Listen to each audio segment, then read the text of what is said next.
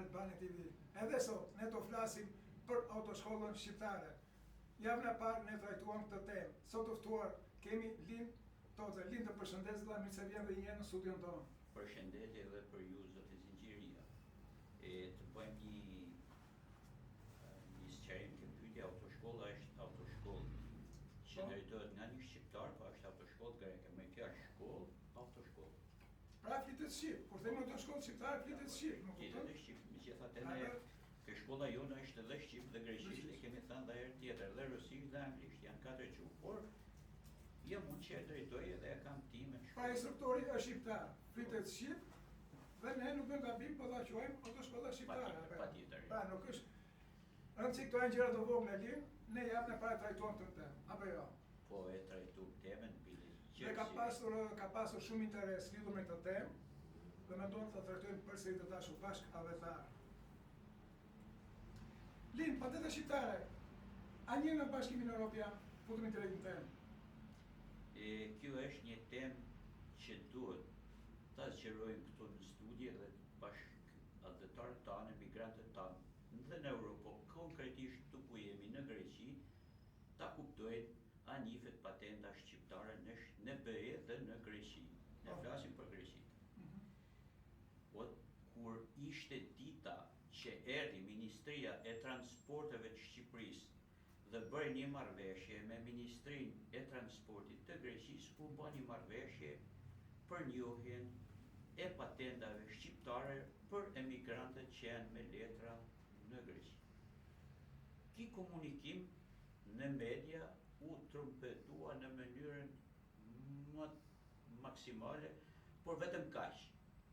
Ishte një shprehje, ishte një diçka që patentat shqiptare do njihen, po kushtet se si do njihen patentat shqiptare, këto as një medje nuk i dha, as Ministria e Transportit nuk i dha.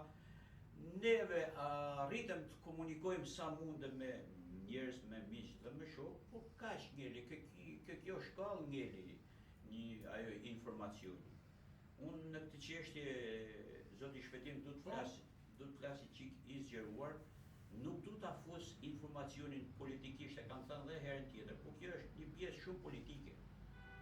Në moment kur ata të Ministrisë Komunikacionit erdhen për të kriju marrëveshjen e patentave shqiptare ose për njohjen e tyre për emigrantët që janë me letra këtu në shtetin grek, erdhen pas specialist të mirëfillt.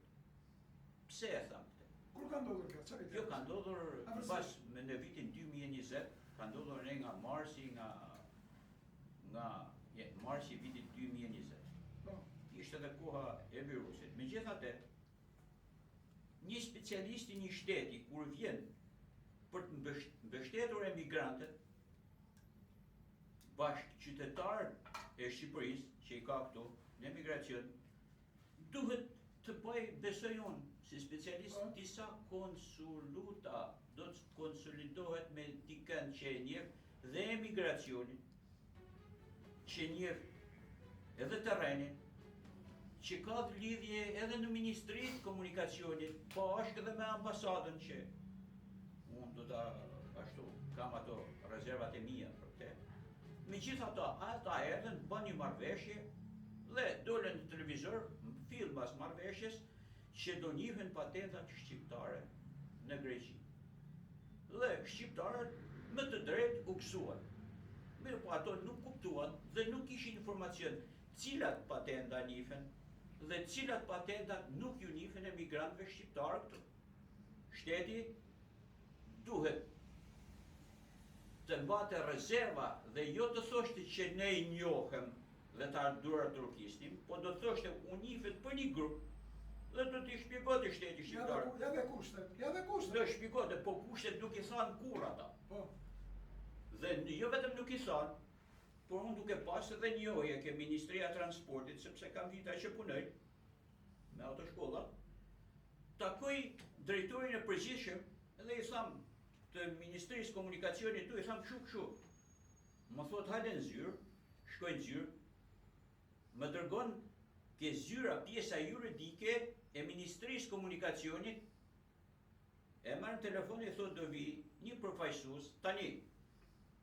e vura veten përfaqësues në pjesën politike, sepse unë kryetar për emigrant nuk jam për shoqata. Ose politikisht merrem edhe më thanë po, jepet e drejta. Ajo zonja në ministri me pritin në mënyrën më të shkëlqyer dhe më tregon, Lind, është një projekt ligj të cilin akoma neve nuk ja u kemi dhënë drejtorive, as qyteteve, as nuk e di as një njeri. Projekt ligji jonë është projekt ligji që ka bërë Ministria e Komunikacionit Greqisë në bashkëpunim me shtetin tuaj, dhe ky projekt ligj e ka mundur. I tham të lutem shumë, ma ti post në tipografia në kompjuter, ma jep dot. Më thot nuk është sekret, do ta jap. Kalon dhe e marr projekt ligjin, besoj do të jetë një projekt ligj që pak njeri e kishte në dorë, edhe nga drejtoritë e transporteve të Greqisë. Sepse informacionet do shkojnë gjitha drejtoritë, zoti Sinqeria dhe ju dashur emigrant. E marr projekt ligjin, e lexoj me vëmendje, dhe projekt ligji marr rrugën dhe nisem drejt ambasadës shqiptare për të informuar këtë projekt ligj. Troka Skedera nuk me pritën, më thanë që kjo është në 2000, në vitin 2020. Më pritën kë porta, më thanë nuk është ambasadorja. Unë bëra një provokim vogël, i thash është. Pastaj më thanë nuk të pret, arsyeja është që do të bash një takim e do të bash ca gjëra në 2020. Po. Ajo ambasadorja që ishte para kësaj zonë që është.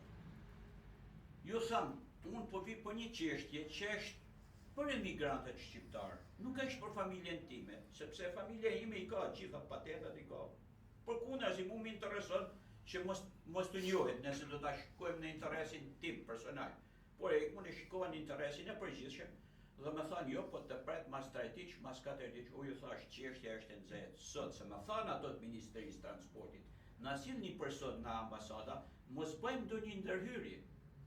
Nuk erdhi njeri, me dolen biles me telefonin e ambasadës, me telefonin që kishte ambasada, që nuk pranon që të plasit në telefonin tim, ke ky telefon që e ka. Hika, ishgënjër, projekt ligji doli pastaj, u bë ligj, dhe është ai ligj që ishte atëherë, është edhe në këtë moment. Tani, çfarë kushte ka? Po. Kushtet e njohjes së patentës. Çfarë kushte ka? Kushtet e njohjes së patentës shqiptare dhe në Europë, që mos t'i ngatrojmë gjërat, të njëjtën ligj e ka dhe Gjermani, e ka dhe Hollandezi, dhe Austriaku, të njëjtën ligj e ka dhe shteti grek, pra është ligji i BE-s. Kushtet e njohjes së patentës shqiptare janë: kushti i parë, emigranti do të jetë i pajisur me letra këtu. Letra cilat janë? Është numri financës ose afimia, numri i librit të shëndetit, ardhja paramoni leja qëndrimit dhe pasaporta. Ky është ligji për njohjen, për hapjen e karteles ose për njohjen, por ligji i dytë është që për këtë edhe po flisja në pjesën më përpara, më sipër. Ligji i dytë është ky, që emigranti që paraqitet për njohjen e patentës shqiptare në Greqi, du ta ketë marrë patentën para se të vite këtu për të bërë letra. Pra, nëse ta zëm në vitin 2002, një emigrant e mori patentën në Shqipëri, ishte pa letra këtu, atëherë kjo vërtetohet. Vërtetohet se dy shtetet mes njëri-tjetrit i vërtetojnë. Pra ishte pa letra. Dhe pjesa e dytë që unë nuk jam fare dakord me këtë pjesë, dhe jam absolutisht nuk jam dakord, pra jam kundër këtij ligji, është që të mos ta ketë bërë rinovimin edhe nëse e gëzon patentën e mori në Shqipëri pa patur letra greke. Pjesa e dytë është që edhe rinovimin ta ketë bërë para datës 19/5/2020. Unë gjithmonë e shtrova pyetjen, po pse para datës 19/5/2020 do ta kishte bërë emigranti? Sepse ne kishim nxjerrë ligjin thotë 7 muaj përpara kësaj date.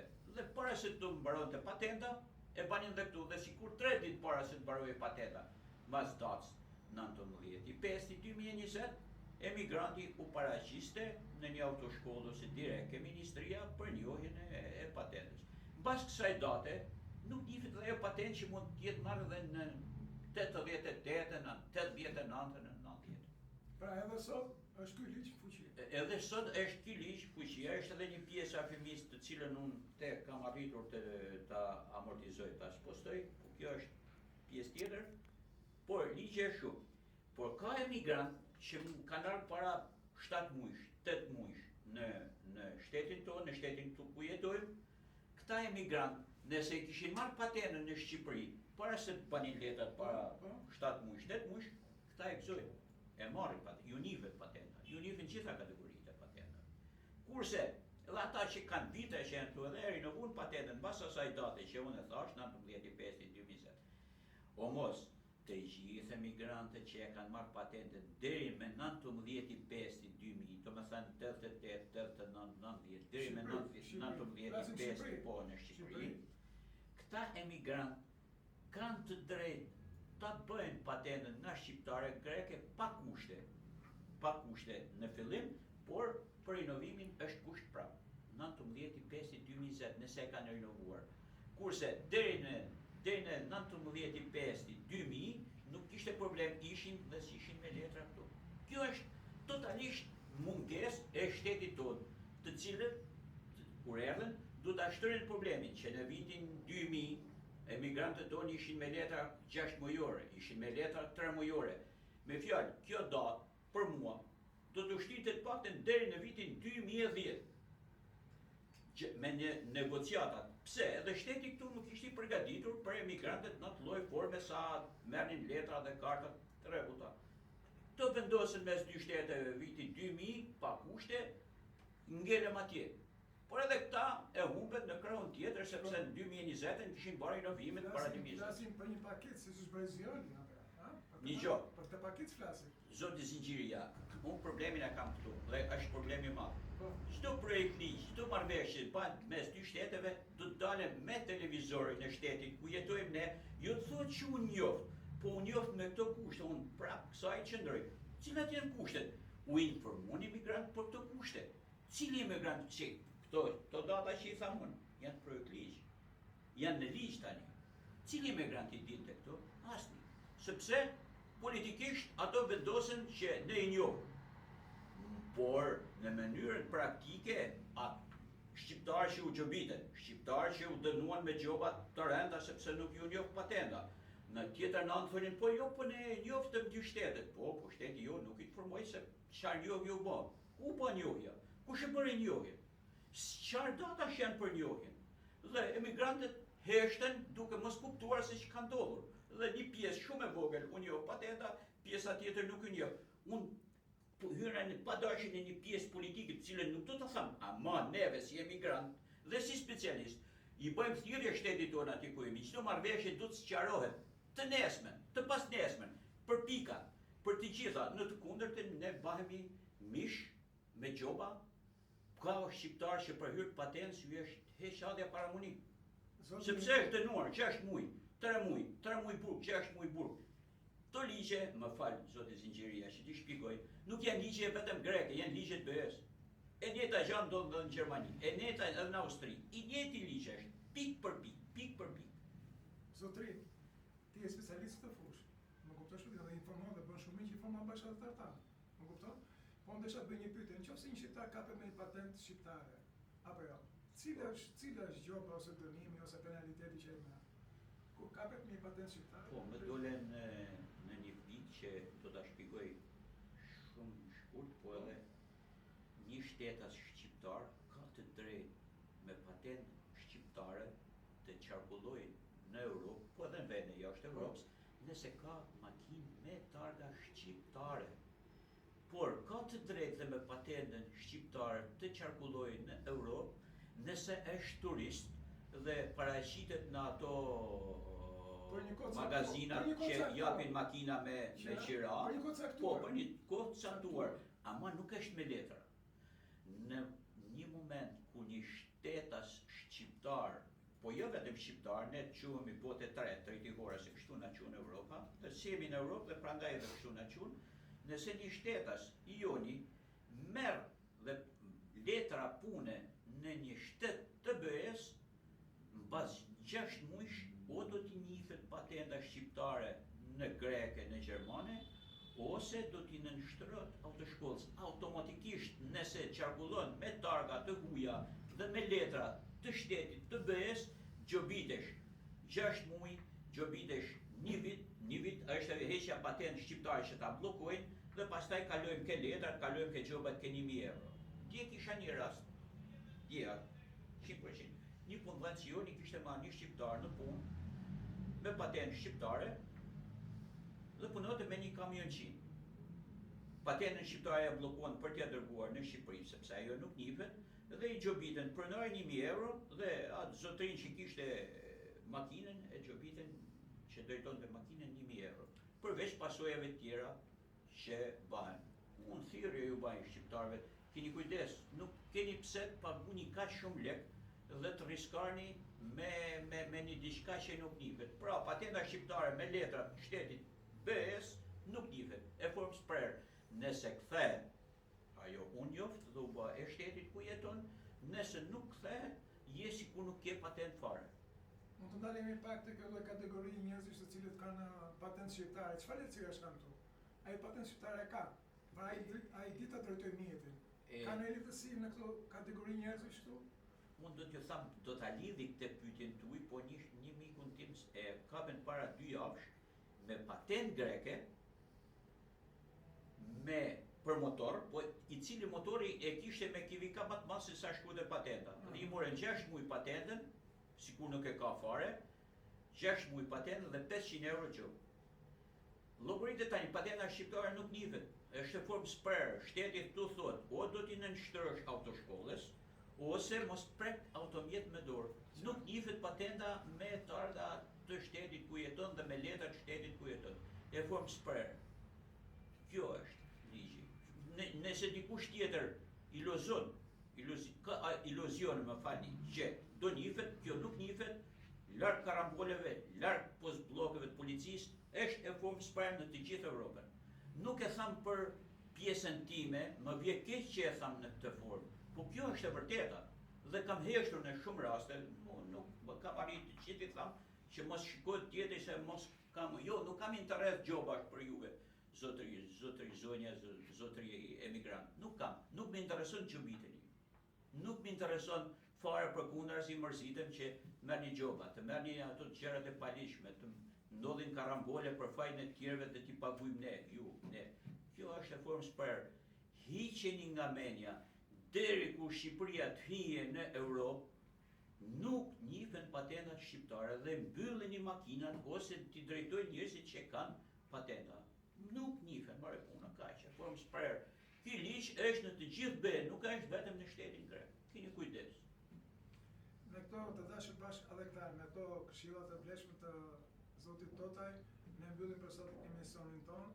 Dhe më takofshim me në ardhshëm. Lind falenderoj vëlla për këshillat që na dha. Respekte, unë do t'jemi pranishëm edhe për pjesë tjera të emisioneve, sepse do janë rregullat e qarkullimit, janë si mund të marrim një makinë në emrin tonë, janë shumë gjëra tjera që unë